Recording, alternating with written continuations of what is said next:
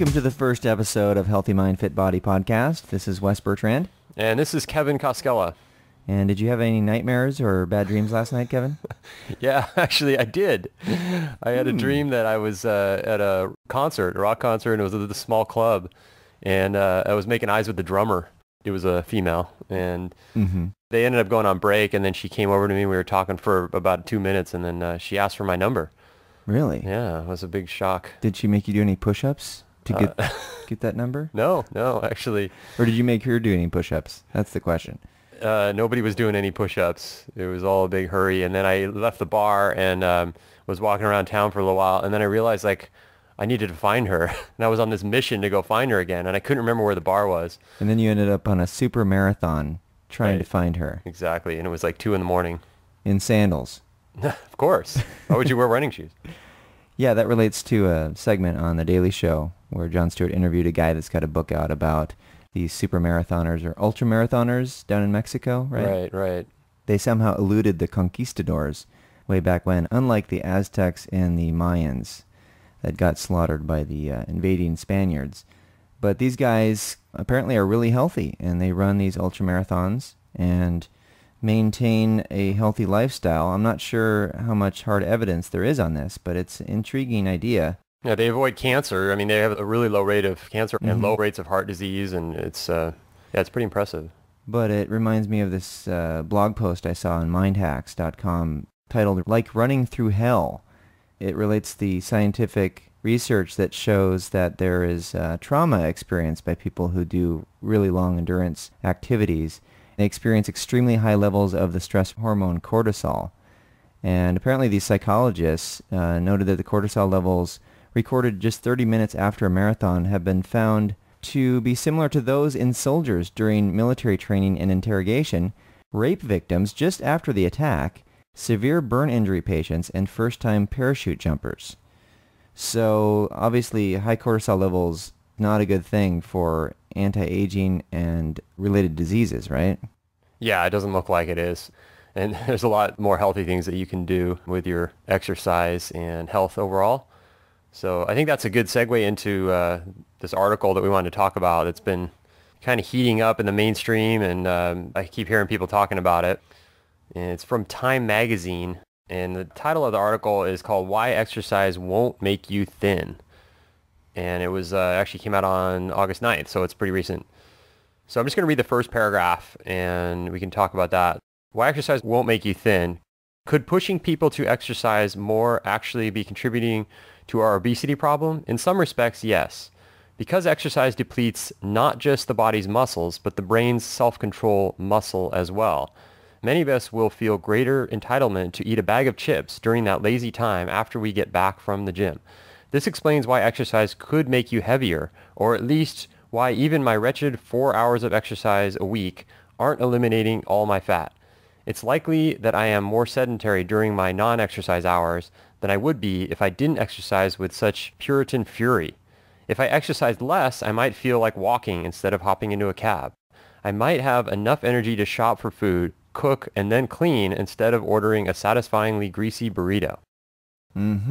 So there seems to be a dichotomy set up there that when you exercise, you end up getting hungry and binging on various things that aren't so good for you. But when you're not exercising like a maniac, then you can practice more self-control. The self-control muscle that's mentioned at the beginning seems to be something that is the sticking point here. And of course, there's views on the other side of this article too. There are some fitness and weight loss gurus out there that take a position that seems to be focused on the other side of the equation, which is mental control, and that exercise actually does create weight loss, but it's just about self-discipline. So where do you think the truth lies in all these matters of weight loss through exercise? Well, it's actually a couple things. I mean, I'll read the conclusion here before I comment. It says, in short, it's what you eat, not how hard you try to work it off, that matters more in losing weight. You should exercise to improve your health, but be warned. Fiery spurts of vigorous exercise could lead to weight gain. I love how exercise makes me feel, but tomorrow I might skip the VersaClimber and skip the blueberry bar that is my usual post-exercise reward. So Yeah, it does come down to, and it talked about this in our book, The Healthy Mind, Fit Body. It comes down to nutrition is the most important thing. There's no doubt about that. And that's where this article does get it right, that you need to focus on nutrition. You know, the idea that exercise is bad is not really true either, but they do give a lot of evidence to support the fact that if you just are sticking with exercise alone and kind of ignoring your nutrition or really not concentrating on your nutrition, you're missing a lot of it. And then it comes down to the other side of it is the psychology. You can actually exercise and lose weight and eat a really bad high carb diet, but how long is that going to last? Yeah, it's not going to be the healthy route to take. And again, this is the dominant myth. That's why we want to start out this first podcast of Healthy Mind, Fit Body, talking about weight loss through exercise and what the evidence shows on both sides, because some people will forward a notion opposite of what Time here has said, that if you exercise rigorously and you stick to a proper diet, whatever their proper diet is supposed to be, then you will lose weight. And it seems like that is reflected in the National Weight Control Registry did a report in 2008, and they said that the people that were able to keep the pounds off were the ones that were in the highest exercise group. So that's obviously a sample of people that are mentally disciplined as well as physically fit. But are there other ways to maintain your weight loss and to actually initiate weight loss? And this is where a new way of looking at nutrition comes in, because most people are saying to eat the high-carb, low-fat diet or something resembling the traditional diet of the food pyramid and now my pyramid. And it basically locks a large segment of the population into these weight loss issues because they are unable to effectively deal with the carbohydrates that they're eating. Even if there are these good complex carbohydrates that people are saying they should eat. And what it does is it results in a lot more insulin secretion, and that results in fat increase and keeping the fat locked into those cells as long as you've got that insulin in your blood.